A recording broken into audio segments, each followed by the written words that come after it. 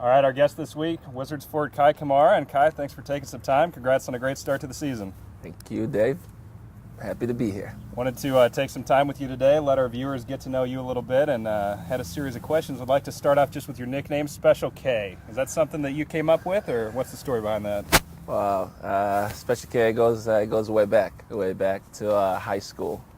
When I moved here, I was playing volleyball, soccer, ran track, cross country, tried out for the basketball team. So my volleyball coach once, just looked at me and just said, you know what, you're a Special K because you're doing it all. And I was like, well. Do you actually eat the cereal? I guess that's the next question. I used to. Now I just have a box sitting on top of the fridge, just so when you come over the house, you see it. You know, there's a Special K cereal box up there. All right, talk to us a little bit about Twitter. You're kind of a Twitterholic. I know it's something you like doing a lot, right? Yeah, it's fun. It's fun. Twitter's fun. I don't know who started it, but I think it's the greatest idea ever. When it first came out, I said, what? I was like on my Facebook, like saying boycott Twitter, don't get on it. Seriously? It's just, yes. I was like, don't get on it, But all of a sudden, I got on it. And BlackBerry is the greatest invention of like just having a Twitter app on it, and it was just. But I get a lot of dissent from Till and Michael Harrington, and but I'm gonna get them back. They try to say I tweet every 5 minutes, and I just have a fun life. If something happens every 5 minutes, and I gotta tell people about it. You grew up in Sierra Leone. You've had the chance to play for their national team, and when you were growing up, it was a horrible civil war. Estimates up to 2 million people killed in that. And what was that like growing up in that, I guess, setting? And then your mother had moved to America as well, trying to set up a better life for you guys here. You're kind of without your mom and dad. How tough was that for you? What was it like growing up in that environment? Dave, it's different. It's different from the way you grew up. And, I was sitting there watching TV with Mikey the other day. And there was a couple things. We were watching Blood Diamond. Mm-hmm.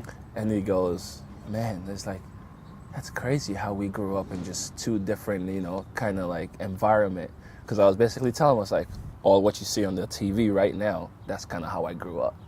And then he just goes, he's like, oh, I look at you sometimes as like you just grew up here. And I was like, no, I only moved to the U.S. at age 16. Yes, my mom has been here since 1990, so I kind of lived there with family. But, it's just, it's two different worlds. But obviously now that, you come here with, everybody call it the land of opportunities, and definitely it was, since I've been here at age 16, it's just been climbing since then. And, I'm just, I'm happy every moment that I've gotten, whether it was high school, college, and obviously where I'm at right now. So it's been good. In 2008, you made your debut for the Sierra Leone national team. What did that mean to you? It meant a lot.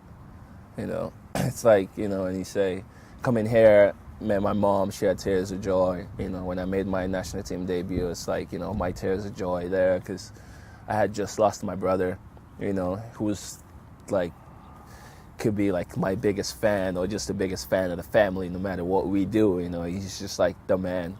So I just lost him, and then I was able to go home to play with the national team, and just, knowing the fact that just a couple months before, me and him were talking and saying, when I get there, what he's going to do, like he's going to be crazy. And then all of a sudden, I was there, finally get the call up, but he wasn't there to watch it. But at the same time, I was just the first one in the family.